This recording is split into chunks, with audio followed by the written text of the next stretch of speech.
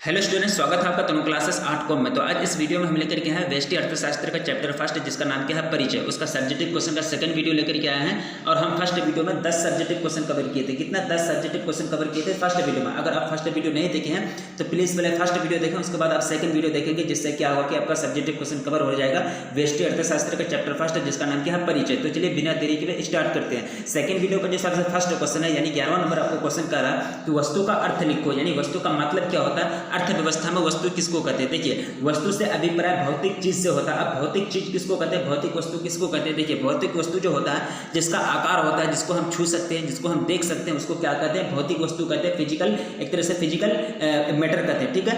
जिनका उपयोग अपनी जरूरतों को पूरा करने के लिए किया जाता है, यानी जिनका उपयोग, जिनका उपभोग, जिनका इस्तेमाल हम लोग अपनी जरूरतों को पूरा करने के लिए करते हैं, उसको क्या कहेंगे? वस्तु कहेंगे। यानी वस्तु का अर्थ ये होता है, ठीक है। इस तरह से अगर आपको बोर्ड एग्जाम में आ गया कि वस्तु का अर्थ लिखो, तो एक तरह से आराम से आप उसका डेफिनेशन, उसका परिभाषा लिख सकते हैं। नोट बनाते हुए चाहिए, कॉपी कलम लेकर के बैठना है और नोट बनाते हुए चलना है। और दूसरा क्वेश्चन आपको कह रहा है कि सेवा का अर्थ लिखो, यानी सेवा जो होता है, सर्विस होता है। सेवा का अर्थ क्या होता है, क्या मतलब होता है? देखिए, सेवा से अभिप्राय अभौतिक चीजों। अभौतिक चीज का मतलब क्या होगा? जिसको हम देख नहीं सकते, जिसको हम छू नहीं सकते हैं, जिसका आकार नहीं होता है, उसी को कहते हैं क्या? अभौतिक चीज कहते हैं, अभौतिक वस्तु कहते हैं। सेवा से अभिप्राय अभौतिक चीज से होता है, जिनका प्रयोग आवश्यकताओं की संतुष्टि के लिए किया जाता है। ये मतलब इसमें होता था कि वस्तु में क्या होता है कि वस्तु जो, इसका जो रिलेशन है, इसका जो अभिप्राय है, वस्तु से अभिप्राय क्या है? भौतिक चीज से है, लेकिन सेवा का अभिप्राय अभौतिक चीज से। और वस्तु जो एक तरह से उपयोग करते हैं किसके लिए? मतलब अपने जरूरत को पूरा करने के लिए, मतलब उपयोग करते हैं वस्तु को, ठीक है। लेकिन इसका जो होता है, सेवा जो होता है, अपना संतुष्टि को, मतलब एक तरह से आवश्यकता की संतुष्टि के लिए किया जाता है। किसका उपयोग किया जाता है? सेवा का। जिनका प्रयोग, जिनका उपयोग आवश्यकताओं की संतुष्टि के लिए किया जाता है, उसको क्या कहेंगे? सेवा कहेंगे। जैसे कि सेवा किसको कहते हैं? वकील एक सेवा हो गया, और डॉक्टरी एक सेवा हो गया। ये सब क्या है? सेवा का उदाहरण है, सर्विस का उदाहरण है। फर्स्ट क्वेश्चन आपका कवर हो गया, वस्तु का अर्थ लिखो और एक तरह से सेवा का अर्थ लिखो। ये आप शॉर्ट क्वेश्चन है, शॉर्ट क्वेश्चन के रूप में आपको बोर्ड एग्जाम में पूछे जाएंगे। अगर आपको क्वेश्चन आएंगे तो इस तरह से आप उसका डेफिनेशन लिख सकते हैं, ठीक है। आगे बढ़ते हैं 13वां नंबर क्वेश्चन की ओर। ये क्वेश्चन आपको कह रहा है कि एक व्यक्ति का अर्थ लिखो। एक व्यक्ति का अर्थ क्या होता है? अर्थव्यवस्था में एक व्यक्ति किसको कहते हैं? देखिए, एक व्यक्ति से अभिप्राय निर्णय लेने वाले एक इकाई, यानी जो अर्थव्यवस्था में जो निर्णय लिए जाते हैं, जो डिसीजन लिए जाते हैं, उसी को कहते हैं एक व्यक्ति। यानी एक व्यक्ति से अभिप्राय क्या होता है कि निर्णय लेने वाली एक इकाई, निर्णय लेने वाले एक यूनिट, एक इकाई, उसी को क्या कहेंगे? एक व्यक्ति कहेंगे। यानी एक व्यक्ति का जो अध्ययन किया जाता था, एक फॉर्मा, एक उद्योग का अध्ययन किसमें किया जाता था? व्यष्टि अर्थशास्त्र में। वही चीज आपको पूछ रहा है कि एक व्यक्ति का अर्थ लिखो, तो क्या करना है कि एक व्यक्ति का अर्थ क्या होगा कि अभिप्राय इसका होगा कि निर्णय लेने वाली एक इकाई, एक यूनिट। इस तरह से 13वां क्वेश्चन कवर हो गया। आगे बढ़ते हैं। ये क्वेश्चन आपको कह रहा है कि क्या संसाधन आवश्यकताओं की तुलना में असीमित होते हैं? क्या संसाधन आवश्यकताओं की तुलना में, यानी जरूरत की तुलना में, जरूरत का कंपैरिजन में असीमित होते हैं, अनलिमिटेड होते हैं? नहीं। देखिए, संसाधन लिमिटेड में है। जल जो है वो जल लिमिटेड में है। जल की जो धरातल में जो जल है वो लिमिटेड में है, उसका स्तर घटते जाता है। संसाधन जो है वो भी लिमिटेड में है, वो भी वही आपको बताया जा रहा है। देखिए, संसाधन जो है वो क्या है? लिमिटेड में है। नहीं, संसाधन आवश्यकताओं की तुलना में सीमित है, यानी आवश्यकता ज्यादा है, जरूरत ज्यादा है। यानी अभी का आदमी को क्या कहता है कि उसका मतलब जो जरूरत है, उसका जो एक तरह से आवश्यकता है ज्यादा है, लेकिन ये मतलब असीमित नहीं है। वही बात आपको कह रहा है कि क्या संसाधन आवश्यकताओं की तुलना में असीमित होते हैं? नहीं, ये बिल्कुल गलत बात है। संसाधन आवश्यकता की तुलना में असीमित नहीं होते, बल्कि ये सीमित रहता है। मतलब एक तरह से इसका जो मात्रा है, इसका जो एक तरह से एक रेंज है, वो सीमित है। प्रकृति में संसाधन आवश्यकताओं की तुलना में सीमित होते हैं, लिमिटेड होते हैं। इस तरह से 14वां क्वेश्चन कवर हो गया। छोटा छोटा क्वेश्चन है, आगे बढ़ते हैं। ये क्वेश्चन आपको कह रहा है 15 नंबर क्वेश्चन कि एक बाजार अर्थव्यवस्था के द्वारा केंद्रीय समस्याओं को हल करने के तरीके के बारे में संक्षेप में लिखते हैं। एक बाजार अर्थव्यवस्था के द्वारा केंद्रीय समस्या को हल करने के तरीके के बारे में संक्षेप में लिखिए। यानी एक तरह से संक्षेप में, एक तरह से नोट बनाना है उसके बारे में। यानी केंद्रीय समस्या जो होता है, केंद्रीय समस्या मैंने आप लोग को फर्स्ट वीडियो में बताया था कि केंद्रीय समस्या क्या है, किसका उत्पादन किया जाए, कितना उत्पादन किया जाए, किसके लिए किया जाए, ये सब क्या है? केंद्रीय समस्या है। लेकिन इसी को हल करने के तरीका को, मतलब एक तरह से आपको संक्षिप्त में नोट बनाने के लिए करा, संक्षेप में लिखने के लिए करा। देखिए, एक बाजार अर्थव्यवस्था में विभिन्न आर्थिक इकाई मुक्त रूप से आपस में स्वव्यवहार करती है। स्वव्यवहार का मतलब होता है अच्छा व्यवहार। स्वव्यवहार का मतलब क्या होता है कि अच्छा व्यवहार। अतः विकासशील आर्थिक, विकासशील यहाँ का विकासशील होगा, ठीक है। विकासशील आर्थिक इकाइयों के स्वव्यवहार से बाजार की समस्याएं स्वतः हल हो जाती है। यानी विकासशील आर्थिक इकाई जो होता है, इस स्वव्यवहार, अच्छा व्यवहार से बाजार की जो समस्या है वह मतलब अपने आप हल हो जाती है, स्वतः हल हो जाती है। मूल आर्थिक समस्याओं का निराकरण की विकेंद्रीकृत हल होता है। यानी आर्थिक जो होता है, मूल आर्थिक समस्या जो होता है उसका निराकरण जो होता है वो क्या होता है कि विकेंद्रीकृत हल होता है।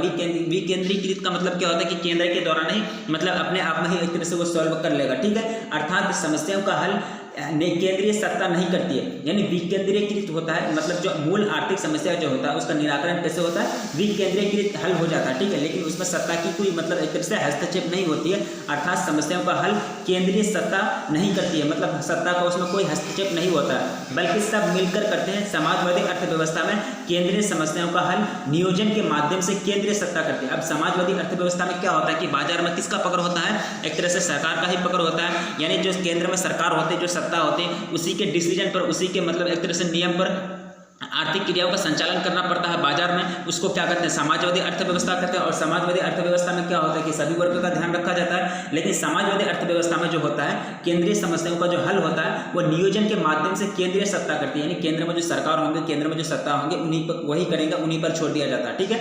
यह आपका क्वेश्चन था कि एक बाजार अर्थव्यवस्था के द्वारा केंद्रीय समस्याओं को हल करने के लिए तरीके पर एक तरह से छोटा सा नोट लिखिए, संक्षेप में, मतलब तरीके के बारे में संक्षेप में लिखिए, ठीक है। इस तरह से आप ड्राइव कर सकते हैं, एक तरह से डेफिनेशन लिख सकते हैं। अगर आपको बोर्ड एग्जाम में ये क्वेश्चन आ गया, ठीक है, बोर्ड एग्जाम के लिए बहुत इंपॉर्टेंट क्वेश्चन है, सारे के सारे जितने भी क्वेश्चन कर रहे हैं सारे के सारे बहुत इंपॉर्टेंट क्वेश्चन है, इसी टाइप के आपको बोर्ड एग्जाम में पूछे जाते हैं, ठीक है। 15 क्वेश्चन कवर हो गया, आगे बढ़ते हैं 16वां क्वेश्चन की ओर। ये क्वेश्चन आपको कह रहा है कि एक अर्थव्यवस्था संतुलन कब हो जाती है, यानी एक अर्थव्यवस्था संतुलन के कब कही जाती है, यानी एक तरह से संतुलन क्या बैलेंस में कब आता है, एक अर्थव्यवस्था जो होता है वो बैलेंस में कब आता है, एक अर्थव्यवस्था संतुलन के कब कही जाती है। कोई अकेले आर्थिक इकाई, यानी कोई अकेला, यानी लोनली जिसको कहते हैं, कोई अकेले आर्थिक इकाई संतुलन प्राप्त नहीं कर सकती, यानी जो यूनिट है आर्थिक इकाई जो है एक तरह से वो अकेला अपनी मतलब संतुलन नहीं प्राप्त कर सकता, अपना बैलेंस को नहीं प्राप्त कर सकता, हासिल कर सकता। बाजार अर्थव्यवस्था में विकासशील व्यक्तिगत आर्थिक इकाई या अपनी हित के अनुरूप आर्थिक क्रियाओं का संचालन करके स्वतः ही आर्थिक समस्याओं को हल करती है और संतुलन की अवस्था को प्राप्त करती है। अदृश्य शक्तियां क्रियाशील होकर संतुलन की अवस्था को प्राप्त करती है। अदृश्य शक्तियां जो एक तरह से जिसको हम दृश्य नहीं कर सकते, देख नहीं सकते, वो जो होता है क्रियाशील होकर, एक्टिव होकर संतुलन की अवस्था को मतलब प्राप्त कर लेता है, हासिल कर लेता है। प्रत्येक आर्थिक इकाई इस प्रकार से कार्य करती है जो दूसरी आर्थिक इकाई के साथ मिलान करने लायक हो, मतलब संसाधनों के आवंटन एवं उनकी उपलब्धता के आधार पर क्या होता है कि पर ही मतलब अंतिम वस्तुओं का आवंटन आधारित होता है। जब अर्थव्यवस्था में कोई भी परिवर्तन नहीं चाहती है तब उसे संतुलन माना जाता है। यानी जब अर्थव्यवस्था में क्या होता है कि कोई भी मतलब परिवर्तन नहीं चाहता है कि अब मतलब जो अर्थव्यवस्था में कोई चेंजिंग आए, कोई बदलाव आए, तब क्या कहा जाएगा कि वो मतलब क्या हो जाएगा, संतुलन में आ जाएगा, तब उसको संतुलन माना जाता है। क्वेश्चन आपका था कि एक अर्थव्यवस्था संतुलन के कब कही जाती है, एक अर्थव्यवस्था संतुलन कब कही जाती है, जब मतलब एक तरह से कस्टमर को, उपभोक्ता को, जब मतलब अर्थव्यवस्था में सभी चीज़ सही चल रहा हो, मतलब कितना बाजार या अर्थव्यवस्था में कोई चीज़ का मतलब एक तरह से केंद्रीय समस्या आ रहा हो ना, अगर केंद्रीय समस्या आता भी है तो उसको तुरंत हल कर दिया जाता है, तो उसी को क्या कहेंगे, संतुलन। मतलब एक तरह से बैलेंस से बना हुआ, एक तरह से कोई दिक्कत नहीं, कोई परेशानी नहीं, उसी को क्या कहेंगे, एक अर्थव्यवस्था संतुलन के मतलब कहा जाता है। एक अर्थव्यवस्था को संतुलन में कहा जाएगा, ठीक है। अगर क्वेश्चन आ गया आपको एग्जाम में कि एक अर्थव्यवस्था संतुलन के कब कही जाती है, या फिर एक अर्थव्यवस्था संतुलन कब कहा जाता है, या फिर एक अर्थव्यवस्था संतुलन में कब आता है, तो सारे के सारे क्वेश्चन का आंसर यही होगा। इसी प्रकार आपको क्वेश्चन लिखना, आंसर देना, ठीक है। एक अकेले आर्थिक इकाई मतलब ये डिसीजन नहीं कर सकता कि वो मतलब संतुलन का डिसीजन नहीं कर सकता। वही आपको फर्स्ट लाइन कह रहा था कि कोई अकेले आर्थिक इकाई संतुलन प्राप्त नहीं कर सकता, यानी अपना संतुलन, अपना बैलेंस को अकेला रूप से प्राप्त नहीं कर सकता, वह एक तरह से कंबाइन होता है। आर्थिक क्षेत्र में, अर्थव्यवस्था में, यानी बाजारी अर्थव्यवस्था में एक दूसरे के रूप एक तरह से जुड़े हुए रहते हैं और एक दूसरे से जुड़े हुए रहते हैं, जिससे क्या होगा कि उसका संतुलन बनाए रहता है, ठीक है। इस तरह से 16वां क्वेश्चन कवर हो गया। आगे बढ़ते हैं 17वां क्वेश्चन की ओर। ये क्वेश्चन आपको कह रहा है कि उन चीजों की सूची बनाइए, लिस्ट बनाइए जिनकी ग्रामीण लोगों को प्रतिदिन आवश्यकता पड़ती है, यानी जैसे कि भोजन का प्रतिदिन आवश्यकता पड़ता है, वस्त्र का, आवास का, परिवहन एवं अन्य सेवा का। उन चीजों की सूची बनाइए जिनकी ग्रामीण लोगों को प्रतिदिन आवश्यकता मतलब पड़ती है। ये तो छोटा बच्चा भी बना सकता है, एक तरह से छोटा बच्चा वाला क्वेश्चन हो गया, ठीक है। यानी जो मतलब एक तरह से ग्रामीण क्षेत्र में ग्रामीण लोगों को जितनी सारी मतलब चीज़ों को आवश्यकता पड़ती है उसका एक तरह से लिस्ट बना देना है। भोजन का आवश्यकता पड़ती है, वस्त्र, आवास, परिवहन एवं अन्य सेवा। अन्य सेवा के अंतर्गत क्या हो गया, डॉक्टर हो गया, वकील हो गया, शिक्षा हो गया, अध्यापक शिक्षा या फिर प्रशिक्षण केंद्र हो गया या फिर अध्यापक हो गया, ये सब क्या अन्य सेवा है। ये तो मूलभूत मतलब आवश्यकता है किसी भी मतलब ग्रामीण हो या फिर एक तरह से शहरी हो, ठीक है। इस तरह से आपको लिस्ट बना देना है। 17वां क्वेश्चन आपको शॉर्ट क्वेश्चन है, सिंपल क्वेश्चन है, ठीक है। आगे बढ़ते हैं। ये क्वेश्चन आपको कह रहा है कि प्रदर्शित को परिभाषित कीजिए, यानी सॉरी प्रतिदर्श को परिभाषित कीजिए। प्रतिदर्श क्या होता है उसको डिफाइन कीजिए। देखिए वास्तविक बाजार की सरलीकृत, वास्तविक बाजार जिसमें मतलब एक तरह से रियल बाजार, ये नहीं कि उसमें बहुत धांधली हो रही है, कुछ मतलब एक तरह से किसी चीज़ का मतलब बैलेंस बना हुआ नहीं है, एक तरह से बैलेंस बना हुआ बाजार को ही मतलब क्या कहेंगे, वास्तविक बाजार कहेंगे। और वास्तविक बाजार की सरलीकृत तस्वीर को प्रतिदर्श कहते हैं। सरलीकृत तस्वीर को क्या कहेंगे, प्रतिदर्श कहेंगे। सरलीकृत का मतलब क्या होता है कि एक तरह से सोल्व किया हुआ, कोई परेशानी नहीं, कोई केंद्रीय समस्या नहीं, सारे मतलब एक तरह से सारे के सारे जो समस्या होगा उसका एक तरह से सरल रूप को एक तरह से सोल्व मतलब रूप को क्या कहेंगे, इस तरह से प्रतिदर्श कहेंगे। वही बात आपको कर रहा है कि वास्तविक बाजार की सरलीकृत तस्वीर को, पिक्चर को क्या कहेंगे, प्रतिदर्श कहते हैं। बाजार का प्रतिदर्श वास्तविक बाजार की विशेषताओं को केंद्रीयकृत रूप में दर्शाता है, यानी केंद्रीयकृत रूप में दर्शाता है। दूसरे शब्दों में अगर कहा जाए, प्रतिदर्श वास्तविक तस्वीर की आवश्यक विशेषताओं को प्रतिबिंब करता है। प्रतिदर्श क्या करता है कि वास्तविक तस्वीर की आवश्यक विशेषताओं को प्रतिबिंब करता है, एक तरह से दर्शाता है। एक प्रतिदर्श वास्तविक जटिल प्रारूप को सरल रूप में पेश करता है, ठीक है। ये प्रतिदर्श का इस तरह से परिभाषा लिख सकते हैं। प्रतिदर्श क्या होता है, प्रतिदर्श जो होता है एक तरह से वास्तविक तस्वीर की आवश्यकता या जो होता है वास्तविक तस्वीर की जो विशेषता होती है उसको मतलब प्रतिबिंब करता है, उसको शो करता है, उसको मतलब एक तरह से बाजार के लेवल में ला के दिखाता है। एक प्रतिदर्श वास्तविक जटिल प्रारूप को सरल रूप में पेश करता है। वास्तविक जटिल प्रारूप को क्या करता है, सरल रूप में एक तरह से सिंपल रूप में उसको पेश करता है, उसको हाजिरी मतलब एक तरह से दर्शाता है, ठीक है। यानी वास्तविक ये जो है सिंपल भाषा है, एक नंबर एक ही लाइन में आपका आंसर है कि वास्तविक बाजार की सरलीकृत तस्वीर को प्रतिदर्श कहते हैं। ये लाइन आपको भूलना नहीं है, ये अब लाइन आपको एक तरह से याद रखना है कि वास्तविक बाजार की सरलीकृत, एक तरह से सोल्व किया हुआ, कोई परेशानी नहीं, हर एक मतलब परेशानी का हल किया हुआ, सरल किया हुआ। सरल आप गणित पढ़े हैं तो सरल आपको पता होगा कि सरल करें, हल करें, ये सारे के सारे का मीनिंग जो होता है एक ही होता है कि एक तरह से सोल्व किया हुआ, कोई परेशानी नहीं। यानी वास्तविक बाजार की सरलीकृत तस्वीर को जो पिक्चर को कहेंगे क्या कहेंगे, प्रतिदर्श कहेंगे, ठीक है। उसको आपको परिभाषित करने के लिए कहा तो बोर्ड एग्जाम अगर क्वेश्चन आए तो इस तरह से आप परिभाषित कर सकते हैं, डिफाइन कर सकते हैं, ठीक है। 18वां क्वेश्चन प्रतिदर्श के बारे में पूछ रहा था, परिभाषित करने के लिए करा था, कंप्लीट हो गया। आगे बढ़ते हैं 19वां क्वेश्चन की ओर। काफी इंपॉर्टेंट क्वेश्चन है, सारे के सारे बोर्ड एग्जाम के लेवल में, कोई भी बोर्ड एग्जाम हो, किसी भी स्टेट का बोर्ड एग्जाम हो, कोई भी बोर्ड एग्जाम हो, किसी भी स्टेट का बोर्ड एग्जाम हो, ये एनसीईआरटी को फॉलो कर रहे हैं, एनसीईआरटी को फॉलो करते हुए चल रहे हैं। कोई भी स्टेट हो पूरे देश में जो है एनसीईआरटी को फॉलो करते हुए चलता है, ठीक है। कोई भी स्टेट हो वो एक तरह से एनसीईआरटी को डायरेक्टली हो या फिर इनडायरेक्टली वो एनसीईआरटी के बेस्ड पर ही मतलब क्वेश्चन से लेकर के आते हैं बोर्ड एग्जाम में, इसलिए इसको नोट बनाते हुए चला। देखिए 19वां क्वेश्चन को कह रहा है कि उत्पादन साधनों का अर्थ लिखिए। उत्पादन के साधन का मतलब क्या होता है, क्या अर्थ होता है उसका, उत्पादन साधनों के प्रकार भी लिखिए। यानी सबसे पहले आपको उत्पादन साधन का एक तरह से डेफिनेशन लिख देना है और उसका प्रकार को लिख देना है, बात खत्म, ठीक है। क्वेश्चन आपको करा, ठीक है। देखिए वे वस्तुएं, यानी वे चीजें, वे वस्तुएं एवं वे सेवाएं, वे सेवाएं जिनका उपयोग अन्य वस्तुओं एवं सेवाओं का उत्पादन करने के लिए किया जाता है, उसको क्या कहते हैं, उत्पादन के साधन कहते हैं। उत्पादन के साधन जो कहते हैं, उत्पादन के साधन का उपयोग क्या मतलब एक तरह से वस्तु और सेवा का उत्पादन करने के लिए जाता है तो उसे क्या कहेंगे, उत्पादन के साधन कहेंगे। जैसे कि मतलब एक तरह से मशीन हो गया, मशीन का उपयोग हम लोग क्या करते हैं, जैसे कि एक तरह से मशीन हो गया जो एक तरह से हम लोग उसका उपयोग करते हैं, तरह तरह के सामान उत्पादन करने के लिए करते हैं उसका उपयोग। जैसे कि एक तरह से खेत में लगा हुआ जो पंपर सेट हो गया, जो एक तरह से जल जो मतलब एक तरह से सिंचाई किया जाता है, वो भी एक तरह से उत्पादन के साधन हो गए। साधन का मतलब होता है रिसोर्सेज, यानी उत्पादन के साधन मतलब उत्पादन करने वाले रिसोर्सेज, साधन, ठीक है। और उत्पादन के साधनों को दो वर्गों में बांटा गया। पहला वर्ग है आपका साधन आगत या फिर मुख्य साधन या फिर प्राथमिक साधन, भूमि एवं श्रम, ठीक है। अब दूसरा आपका है मध्यवर्ती वस्तुएं, गैर साधन आगत या फिर गौण साधन उत्पादित वस्तु जो अन्य वस्तु के उत्पादन में काम करती है, जैसे मिठाई बनाने में चीनी, टायर के विनिर्माण में रबर आदि, ठीक है। ये दो आपका कैटेगरी है। क्या किसका कैटेगरी है, उत्पादन के साधन का कैटेगरी है, आपको याद रखना है, नोट बनाते हुए जाना है। पहला आप जब कैटेगरी है साधन आगत या फिर उसको मुख्य साधन भी कहते हैं या फिर उसको प्राथमिक साधन, भूमि एवं श्रम भी कहते हैं, ठीक है। दूसरा आपका कैटेगरी है, दूसरा जो आपका ये है वर्ग है मध्यवर्ती वस्तुएं, जिसको गैर साधन आगत भी कहते हैं। गौण साधन उत्पादित वस्तु जो अन्य वस्तुओं के उत्पादन में काम आती है, जैसे कि मिठाई बनाने के में चीनी, उसके बाद टायर के विनिर्माण में रबर का यूज होता है, इस तरह से इस्तेमाल हो रहा है। ठीक है, ये क्वेश्चन आपको करा कि उत्पादन का साधन जो होता है उसको डिराइव कीजिए, उसका डेफिनेशन लिखिए, उसके बाद उसके प्रकार को लिखिए। ठीक है, सिंपल क्वेश्चन है, आपको आंसर इस प्रकार लिख देना है। बोर्ड एग्जाम में अगर क्वेश्चन आए तो छोड़ना नहीं है। ठीक है, 19वां क्वेश्चन कवर हो गया। आगे बढ़ते हैं 20वां क्वेश्चन की ओर।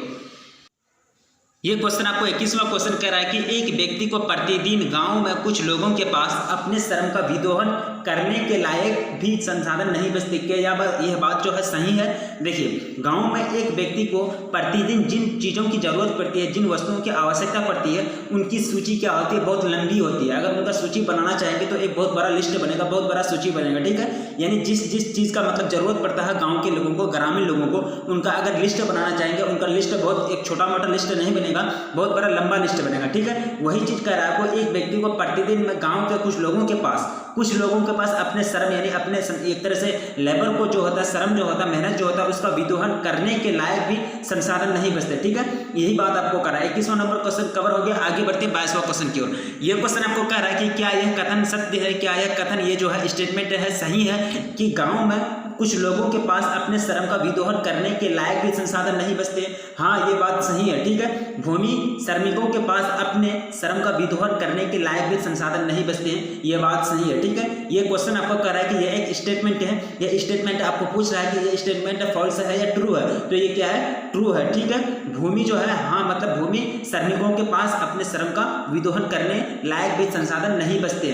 22वां क्वेश्चन शॉर्ट क्वेश्चन है, शॉर्ट क्वेश्चन का आंसर आपको शॉर्ट क्वेश्चन ही देना है। ठीक है, आगे बढ़ते हैं 23वां क्वेश्चन की ओर। ये क्वेश्चन आपको कह रहा है कि अतिरिक्त उत्पादन का इस्तेमाल क्या होता है? ये जो होता है अतिरिक्त उत्पादन का इस्तेमाल क्या होता है? अतिरिक्त उत्पादन का इस्तेमाल अन्य वस्तुओं एवं सेवाओं का विनिमय करने के लिए किया जाता है। विनिमय मतलब क्या होता है कि आदान प्रदान, यानी एक तरह से भेजना, और यानी एक तरह से ये भी कह सकते हैं एक्सपोर्ट और इंपोर्ट, आयात और निर्यात भी कह सकते हैं। अतिरिक्त उत्पादन का जो होता है, अतिरिक्त जो उत्पादन होता है, जैसे कि कोई भी क्षेत्र है उसमें एक्स्ट्रा जो उत्पादन होता है, एक्स्ट्रा जो प्रोड्यूस होता है कोई भी क्षेत्र में, जैसे कि ज़्यादा चावल उत्पादन हो गया हमारे देश में, तो वो चावल को क्या करेगी, मतलब इस तरह से विनिमय कर देगा। विनिमय का मतलब होता है बाहर देश भेज देना, विनिमय का मतलब होता है आदान प्रदान, खरीद बिक्री, यही। ठीक है, अतिरिक्त उत्पादन का इस्तेमाल जो होता है, यूज होता है अन्य वस्तुओं एवं सेवाओं का विनिमय करने के लिए किया जाता है। यानी वो उत्पादन को बेच करके अन्य वस्तु को खरीदेगा, यानी जैसे कि पास किसी आदमी के पास ज़्यादा चावल है तो वो चावल को बेच करके क्या करेगा, अन्य वस्तु यानी अन्य वस्तु और सेवा का मतलब विनिमय करेगा, उसको खरीदेगा, क्रय करेगा। ठीक है, वही चीज आपको करा कि अतिरिक्त जो उत्पादन होता है उसका इस्तेमाल कैसे होता है, क्या होता है। ठीक है, 23वां क्वेश्चन शॉर्ट क्वेश्चन आपका आंसर हो गया शॉर्ट क्वेश्चन में। ठीक है, शॉर्ट क्वेश्चन आपको पूछे जाते हैं बोर्ड एग्जाम में। आगे बढ़ते हैं, देखिए ये शॉर्ट क्वेश्चन को ना आपको ऑब्जेक्टिव के रूप में भी पूछे जा सकते हैं, इसलिए ये कहता हूँ बार बार कि कौन सा लाइन आपको ऑब्जेक्टिव के रूप में दे दे, कौन सा लाइन आपको ऑब्जेक्टिव के रूप में दे दे, और वहाँ ऑप्शन दे दे 4 ऑप्शन, इसलिए कहना मुश्किल है। हर एक लाइन को नोट बनाते हुए चलिए, समझते चलिए। 23वां क्वेश्चन कवर हो गया। आगे बढ़ते हैं 24वां क्वेश्चन की ओर। यह क्वेश्चन आपको कह रहा है कि एक व्यक्ति अपने संसाधनों का क्या करता है, यानी एक व्यक्ति के पास जो रिसोर्सेज होते हैं, जो संसाधन होते हैं, उसका वो क्या करते हैं, कौन सा काम में यूज करते हैं। देखिए, संसाधनों का प्रयोग अपनी आवश्यकताओं को संतुष्टि करने के लिए किया जाता है। ठीक है, संसाधन का प्रयोग जो होता है, उपयोग जो होता है, उपभोग जो होता है, उसको क्या करते हैं, उसमें उसको मतलब एक तरह से उसका जो इस्तेमाल करते हैं उसको अपना संतुष्टि प्राप्त करने के लिए करते हैं। और संतुष्टि किसको करते हैं, यानी कोई भी चीज को इस्तेमाल करने के बाद, उपभोग करने के बाद जो अनुभव होता है, जो एहसास होता है, उसी को क्या कहेंगे, संतुष्टि कहेंगे। ठीक है, एक व्यक्ति अपने संसाधनों का इस्तेमाल जो करता है वो अपनी आवश्यकताओं को संतुष्टि करने के लिए करता है। ठीक है, सिंपल सी बात है। अपना एक व्यक्ति जो उसके पास अगर संसाधन होगा तो वो संसाधन को दूसरे को थोड़ी ना दे देगा, वो अपना ही इस्तेमाल करेगा ना, अपना ही संतुष्टि को प्राप्त करने के लिए अपना इस्तेमाल करता है। ठीक है, आगे बढ़ते हैं। 24वां क्वेश्चन कवर हो गया। आगे बढ़ते हैं 25वां क्वेश्चन की।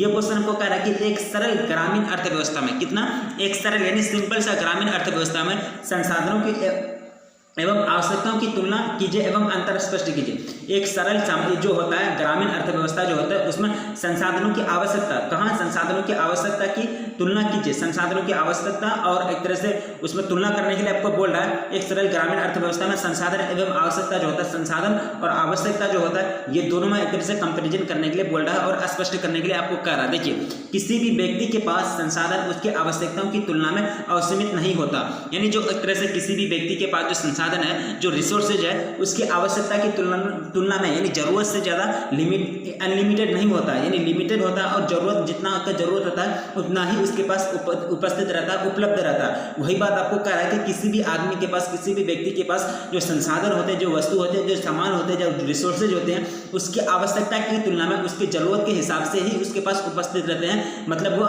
सीमित रहते हैं, वो असीमित नहीं होते हैं। ठीक है, उदाहरण के लिए एक ग्रामीण परिवार अपने सीमित संसाधनों के माध्यम से सीमित मात्रा में ही खाद्य सामग्री का उत्पादन कर सकता है। यानी जो ग्रामीण एक तरह से होता है, ग्रामीण परिवार जो होता है अपने सीमित संसाधन के माध्यम से, यानी जो उसके पास लिमिटेड जो संसाधन है, जो वस्तु है, उसी के माध्यम से उसी का इस्तेमाल करके सीमित मात्रा में ही, एक तरह से फिक्स मतलब मात्रा में ही, लिमिटेड में ही खाद्य सामग्री का उत्पादन कर सकता है, मतलब एक तरह से उसका एक तरह से उत्पादन कर सकता है, उसको पैदा कर सकता है। ठीक है, अतः वह परिवार खाद्य सामग्री के जरिए विनिमय प्रक्रिया के द्वारा अन्य वस्तुओं एवं सेवाओं को सीमित मात्रा में ही प्राप्त कर सकता है। यानी जो उत्पादन किया, जो भी खाद्य सामग्री जो उत्पादन किया, उसी को मतलब एक तरह से बेच करके, उसी का विनिमय प्रक्रिया करके अन्य जो वस्तु होगा उसको इस्तेमाल करने के लिए, उसका जो जरूरत पड़ेगा उसको, अन्य वस्तु जो सेवा होगा उसी का मतलब सीमित में ही खरीदेगा, उसको सीमित में एक तरह से लिमिटेशन मात्रा में उसको प्राप्त खरीदेगा। ठीक है, अतः प्रत्येक परिवार को उपलब्ध वस्तुओं एवं सेवाओं की मात्रा में उपभोग के लिए चयन करना पड़ता है। चयन का मतलब मैंने बताया था फर्स्ट वीडियो में, चयन का मतलब होता है सिलेक्शन करना, एक तरह से आपको डिसीजन लेना पड़ता है, निर्णय लेना पड़ता है। ठीक है, यानी प्रत्येक परिवार को उपलब्ध वस्तुओं एवं सेवाओं की मात्रा में उपभोग के लिए चयन करना पड़ता है। आपका 25वां क्वेश्चन था कि एक सरल ग्रामीण अर्थव्यवस्था में संसाधनों और आवश्यकताओं, ये दोनों चीज के बीच में आपको कंपेरिजन करने के लिए कहा है और स्पष्ट करने के लिए कहा है कि ये दोनों चीज है क्या। ठीक है, किसी भी व्यक्ति के पास जो संसाधन होते हैं वह आवश्यकता से ज्यादा नहीं होते। मान चलिए किसी ग्रामीण व्यवस्था में जो होते हैं, वो लोग के पास जो होते हैं संसाधन होते हैं, जो रिसोर्सेज, जो सामान होते हैं, वो जरूरत से ज्यादा उसके पास फालतू में एक तरह से उपलब्ध नहीं रहता। ठीक है, एक तरह से वो लिमिटेड में रहता है, सीमित रहता है, यानी असीमित नहीं रहता। ठीक है, जो उदाहरण के लिए आपको यहाँ एक तरह से उसका एक परिवार का जो संसाधन होता है, उदाहरण के लिए जो आपको यहाँ दिया गया कि मध्यम से सीमित से ही खाद्य पदार्थों का उत्पादन कर सकता है एक ग्रामीण परिवार, और अतः परिवार वो खाद्य पदार्थों का जितना मतलब जो एक तरह से उत्पादन किया उसी का मतलब एक तरह से विनिमय प्रक्रिया करके अन्य वस्तु का जो इस्तेमाल एक तरह से खरीदेगा, उसको सीमित मात्रा में ही,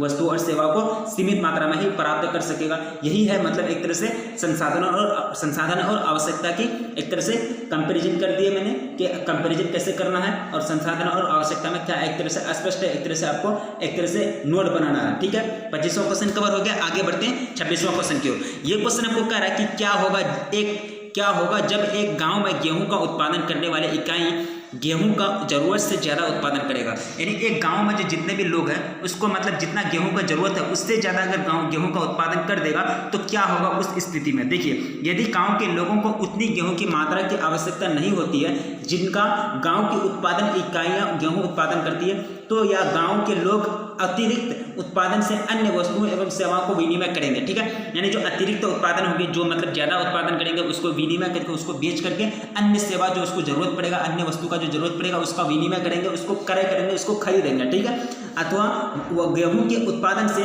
कुछ साधनों यानी कुछ संसाधन जो होते हैं को हटाकर उन वस्तुओं एवं सेवाओं के उत्पादन में लगा सकती है। यानी गेहूं के उत्पादन से जो होता है कुछ संसाधन जो होते हैं उसको हटा करके वस्तु और सेवा एक तरह से सेवा को उत्पादन करने में लगा सकती है जिनकी गांव में मांग अधिक होती है। यानी जरूरत से ज़्यादा अगर उत्पादन करेगा कोई भी संसाधन को ग्रामीण अर्थव्यवस्था में, ग्रामीण इकाई में, तो उसको आगे चल के क्या करेगा, उसको क्रय कर देगा, उसको बेच देगा, और वो उसको बेच करके जो अन्य वस्तु होगी, जो उसकी आवश्यकता की वस्तु होगी, जो उसकी सेवा जो होगी, आवश्यकता के लिए होगा जो सेवा, उसको खरीदेगा, उसको क्रय करेगा, उसको विनिमय करेगा। यही बात आपको कर रहा है। ठीक है, 26वां क्वेश्चन कवर हो गया। क्वेश्चन आपका था कि क्या होगा जब एक तरह से गांव में गेहूं का उत्पादन करने वाली इकाइयां गेहूं का जरूरत से मतलब गेहूं का जरूरत से ज्यादा उत्पादन करेगा। तो इस तरह से आपको ड्राइव करना, उसका परिभाषा, उसका आंसर देना। ठीक है, आगे बढ़ते हैं 27वां क्वेश्चन की ओर। ये क्वेश्चन आपको कह रहा है कि यदि एक गांव में गेहूं के उत्पादन की मात्रा उसकी मांग की तुलना में कम हो तब क्या होगी। यानी ये हम ज्यादा कर दिया था, अब उसका मतलब जितना जरूरत है उससे भी कम उत्पादन हो रहा है, तो इस स्थिति में, इस हालात में क्या होगा। देखिए, यदि एक गांव में गेहूं की उत्पादन मात्रा उसकी मांग की तुलना में कम हो तो गांव के लोग अन्य वस्तुओं एवं सेवाओं को में लगे संसाधनों का पुनर्वितरण कर सकेंगे, यानी पुनर्वितरण कर सकेंगे, ज़्यादा मतलब दोबारा उसको वितरण कर सकेंगे।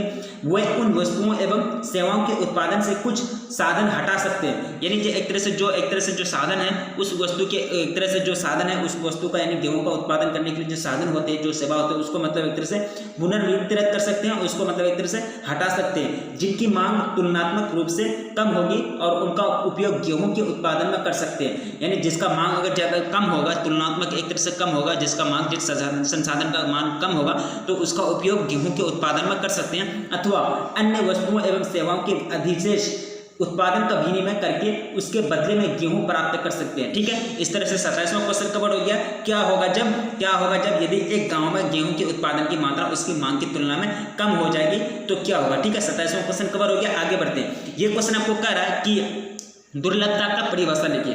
दुर्लभता का मतलब होता है किसी चीज़ का जल्दी नहीं मिलना, यानी वो चीज़ जिसको मतलब जल्दी हासिल नहीं किया जा सकता, जल्दी मतलब एक तरह से उसको हासिल करने में, उसको खरीदने में बहुत सारी दिक्कतों का सामना करना पड़ता है, जल्दी चीज़ मिलता नहीं है, जल्दी मार्केट में वो चीज़ मिलता नहीं है, वही चीज़ होता है दुर्लभता। एक व्यक्ति के पास संसाधन उनकी आवश्यकताओं की तुलना में कम होते हैं, इसे क्या कहते हैं, दुर्लभता कहते हैं। यानी यह भी एक दुर्लभता है ना, अगर उस एक व्यक्ति का पास जो संसाधन है, एक व्यक्ति के पास जो साधन है, संसाधन है, उसकी आवश्यकता की तुलना में भी कम है, यानी उसके पास जो संसाधन है वो कम है, जीवन जिंदगी को गुजारने के लिए जो कम है, एक तरह से उसके पास जो संसाधन है, जो वस्तु है, जो एक तरह से उपभोग करने वाली सामान है वो कम है, और यानी उसकी जरूरत के हिसाब से भी कम है, यानी उसकी जरूरत की तुलना में भी कम है। ये क्या हो गया, दुर्लभता हो गया। उसके पास मतलब उसको जल्दी मिल नहीं रहा है। दुर्लभता का मतलब ही होता है जो वो चीज़ जो जल्दी हासिल नहीं हो, एक तरह से वो दूर चले जाता है। ठीक है, यानी पकड़ से मानव का पहुंच से वो दूर चले जाता है, उसी को क्या कहेंगे, दुर्लभता कहेंगे। 28वां क्वेश्चन आपका कवर हो गया। दुर्लभता की परिभाषा लिखिए। दुर्लभता का आप एक लाइन में आप समझ गए, लेकिन आप एक लाइन अगर समझ गए अच्छा तरह से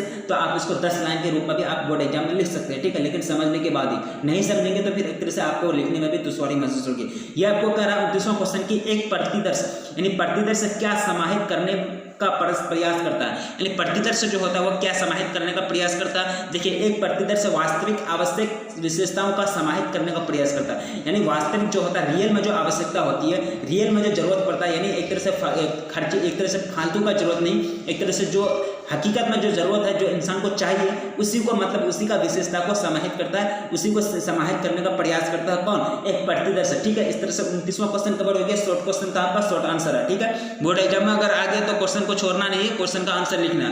30वां क्वेश्चन आपको कह रहा है कि विनिमय की उपयोगिता लिखिए।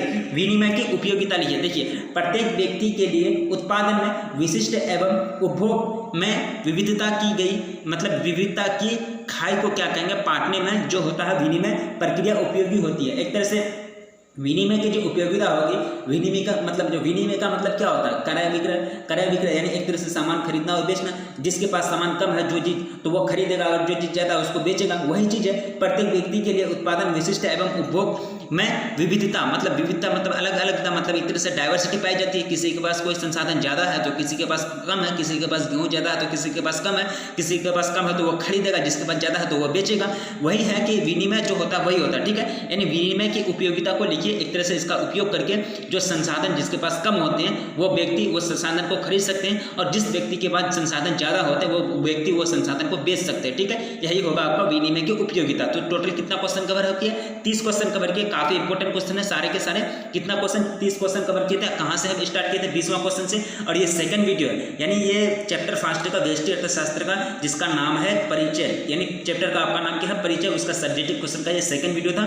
और थर्ड वीडियो लेकर के भी आएंगे। अगर आप लोग कमेंट करें अगर थर्ड वीडियो चाहिए, क्वेश्चन बहुत इंपॉर्टेंट है, टोटल क्वेश्चन जो है बहुत इंपॉर्टेंट है, इसलिए आप लोग नोट बनाते हुए चलिए। ठीक है, नोट बनाते हुए चलेंगे तो आगे आप लोगों को एक तरह से आसानी होगी पढ़ने में। बोर्ड एग्जाम में एक तरह से क्वेश्चन आएंगे सब्जेक्टिव का, तो उसको आंसर लिखने में आप लोगों को बहुत आसानी होगी। अगर चैनल पर नए आए तो प्लीज़ चैनल को सब्सक्राइब कर लीजिए, क्योंकि इसी तरह के आपको एक तरह से पूरी तरह से तैयारी कराई जाएगी, और इसी तरह से आपको नोटिफिकेशन पर डे आएगा, और नोटिफिकेशन को कवर करते रहना। ठीक है, ये नहीं कि वीडियो आएगा ऐसे छोड़ दिए। अगर वीडियो जब भी देखने बैठते हैं तो क्या करें, पहले जो क्या करें, इसके मतलब एक तरह से कॉपी लेकर के बैठे और नोट बनाते हुए जाएं। नोट बनाएंगे अभी से, अगर नोट बनाएंगे अभी से, अगर प्रैक्टिस करेंगे तो बोर्ड एग्जाम में एक तरह से आपको नंबर लाने में कोई रोक नहीं सकता। इसलिए अगर आप चैनल पर नए आए तो प्लीज़ एक बार बात है, आपसे रिक्वेस्ट है कि अगर आप चैनल को सब्सक्राइब नहीं किए तो सब्सक्राइब कर लें, और प्लीज़ जो होता है लाइक जो होता है प्लीज़ लाइक बटन को दबा दें, क्योंकि वीडियो को जो बूस्ट मिलता है, एक तरह से क्वालिटी जो मिलता है यूट्यूब का तरफ से, वो लाइक से ही मिलता है। इसलिए आप लोग लाइक करना नहीं भूलें, और एक तरह से वीडियो बनाने में भी बहुत मेहनत लगता है, इसलिए आप लोग लाइक करते हैं तो वीडियो को बहुत एक तरह से रेंज मिलता है, उसको एक तरह से स्टैंडर्ड क्वालिटी मिलता है यूट्यूब के अंदर, इसलिए आप लोग लाइक करें। फिर मिलेंगे नेक्स्ट वीडियो में, तब